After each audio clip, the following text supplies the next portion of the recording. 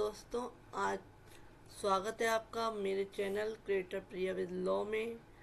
आज हम बात कर रहे हैं भारतीय न्याय संहिता 2023 की जो नया कानून आया है उसके हम सेक्शन को समझ रहे हैं। तो आज हम समझेंगे किडनैपिंग के बारे में।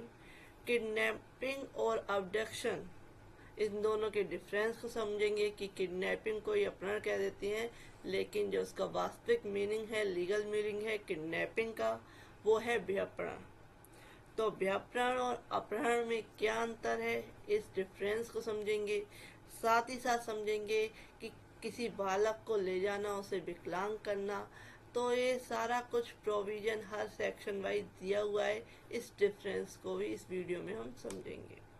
तो स्टार्ट करते हैं आज की वीडियो और समझते हैं कि किडनैपिंग क्या होता है, इसका क्या पनिशमेंट है और किडनैपिंग करने किस किस तरीके से किडनैपिंग की जा सकती है। तो व्यापरण यानी कि kidnapping is of two kinds. व्यापरण दो किस्म का होता है।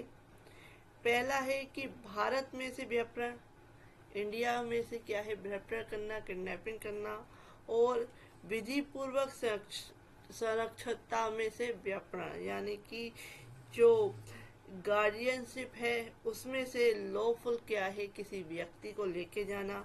तो इस तरीके का विधिपूर्ण संरक्षता में से व्यापरण, इस तरीके से दो टाइप का जो है किडनैपिंग होती है, व्यापरण होता है।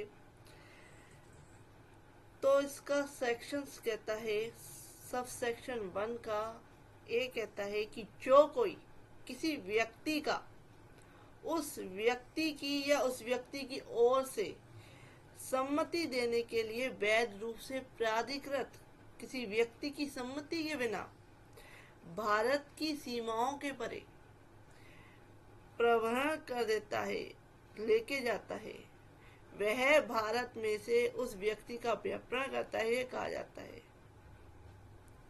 It means whoever convey any person beyond the limits of India without the consent of that person or of some person legally authorized to consent on behalf of that person is said to kidnap that person from India। यानी कि कोई व्यक्ति जो है, अगर वह विकृत व्यक्ति है, अनसाउंड माइंड व्यक्ति है, या कोई बच्चा है जो 18 वर्ष से कम आयु का है, तो उसके लिए गार्जियनशिप लगती है, सुरक्षता लगती है। जो उसके पेरेंट्स होते हैं या उसके जो संरक्षक होते हैं, उनकी परमिशन चाहिए होती है उसको कहीं लाने ले जाने के लिए। अगर उसकी सम्मति के बिना भारत के बाहर अगर किसी तरह का इस तरीके से व्यापरण किया जाता है, किडनैपिंग की जाती है, तो उसको क्या कहते हैं, भारत में से व्यापरण कहा जाएगा। नेक्स्ट कहता है, सबसेक्शन बी कहता है इसका कि जो कोई किसी बालक को या किसी विकृत व्यक्ति को, जो बालक या विकृत व्यक्ति के विधिपूर्ण संरक्षक की संरक्षता में से ऐसे संरक्षक की सम्मति के बिना ले जाता है या बहकाकर ले जाता है, वह ऐसे बालक या उस व्यक्ति का विधिपूर्ण सुरक्षता में से व्यापरण करता है, यह कहा जाता है। तो इस तरीके से टू टाइप्स का हो गया कि जो कोई किसी व्यक्ति को उस व्यक्ति की या उस व्यक्ति की ओर से सम्मति देने वाले व्यक्ति के परमिशन के बिना लेके जाता है। दूसरा है किसी बालक यानी कि कोई चाइल्ड है जो 18 वर्ष से कम आयु का है या कोई विकृत अनसाउंड पर्सन है, तो इस तरीके से उसकी सुरक्षता में से लेके जाता है। तो इस तरीके से क्या है, जिसे किडनैपिंग कहते हैं। इसके क्लैरिफिकेशन को समझते हैं कि, या पहले हम एक एग्जाम्पल लेते हैं, एग्जाम्पल के कुछ समझते हैं, अगर कुछ समझ में नहीं आया तो क्लियर हो जाएगा। ए जो है बी को उसके पेरेंट्स, बी जो है एक चाइल्ड है, ए जो है वो एक क्या है, किडनैपर है। ए बी को सी की सहमति के बिना, सी जो है वो है क्या है, संरक्षक है, उसका गार्जियन जो है वह सी है। तो कस्टडी किसको मिली हुई है? उस चाइल्ड की, सी को। और चाइल्ड कौन है? बी। और ए क्या है? किडनैपर है। वह सी की परमिशन के बिना बी को कहीं ऐसी जगह लेके जाता है जहां से कोई उसे ढूंढ ना पाए, या उसके लिए किसी तरह की फिरौती मांगता है, किसी तरह की डिमांड रखता है। तो उस केस में जो ये एग्जाम्पल है, इसमें ए ने क्या किया? किडनैपिंग की है। क्योंकि और किस टाइप की किडनैपिंग की है? विधिपूर्ण सुरक्षता में से क्या है? किडनैपिंग की है। नेक्स्ट आता है क्लेरिफिकेशन। इसका समझते हैं कि इस खंड में विधिपूर्ण संरक्षक शब्द के अंतर्गत ऐसा व्यक्ति आता है कि विधिपूर्ण संरक्षक कौन है? लॉफुल गार्जियन कौन है? ऐसा व्यक्ति आता है जिस पर ऐसे बालक या अन्य व्यक्ति की देखरेख या अभिरक्षा का भार विधिपूर्ण न्यस्त किया गया है। उसको उसकी कस्टडी दी गई है, उस चाइल्ड की या उस पर्सन की, अनसाउंड पर्सन की उसकी कस्टडी दी गई है। उसका सही गलत उसने डिसाइड करना है। तो वह क्या हो गया? विधिपूर्ण संरक्षक हो गया। लीगली वो गार्जियन है। अब इसका एक अपवाद भी है।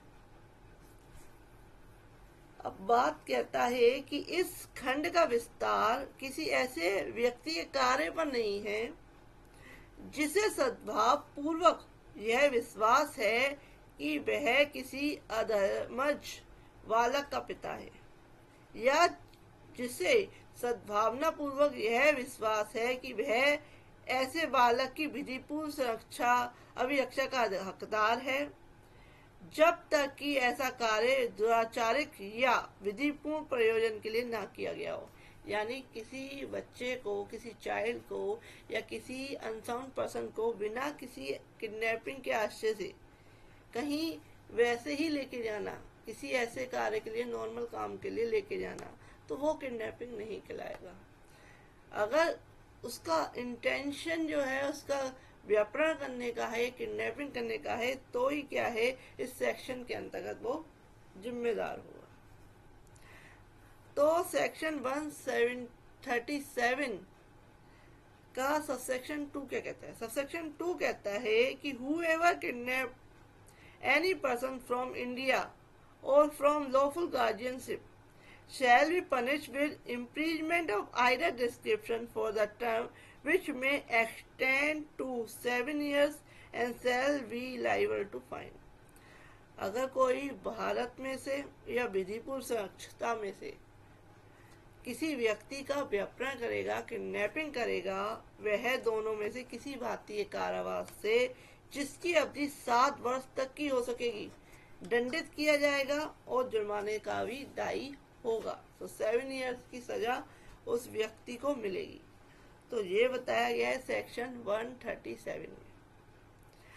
अब इसका एक डिफरेंस समझ लेते हैं। डिटेल में हम बाद में समझेंगे कि किडनैपिंग और अबडक्शन में क्या अंतर है, क्या डिफरेंस है।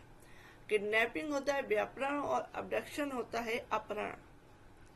Whoever by force, compel or by any wrongful means induce any person to go from any place is said be abduct that person। It means जो कोई किसी व्यक्ति को किसी स्थान से जाने के लिए बल द्वारा विवश करता है या किसी प्रवचना, किसी साजिश के तहत उपायों द्वारा उत्प्रेरित करता है, वह उस व्यक्ति का अपहरण करता है कि यह कहा जाता है।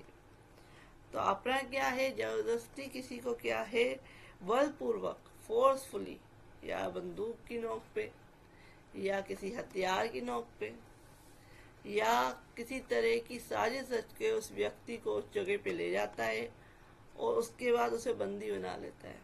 तो वह क्या है? अपहरण कहलाता है, अबडक्शन कहलाता है। तो फ्रेंड्स, ये क्लियर हुआ। नेक्स्ट वीडियो हम समझेंगे कि भीख मांगने के प्रयोजन के लिए किसी बालक का किडनैपिंग या व्यापरण या विकलांगीकरण, उसको क्या है, अपाहिज बना देना। किसके लिए? भीख मंगवाने के लिए। तो इसको हम नेक्स्ट वीडियो में समझेंगे। तो if you like my video, आप मेरे चैनल की प्लेलिस्ट में जा सकते हैं, वहाँ पे आपको बहुत सारी वीडियो जो है मिल जाएंगी। तो friend, if you like my video, please like share and subscribe my channel. Thank you for watching this.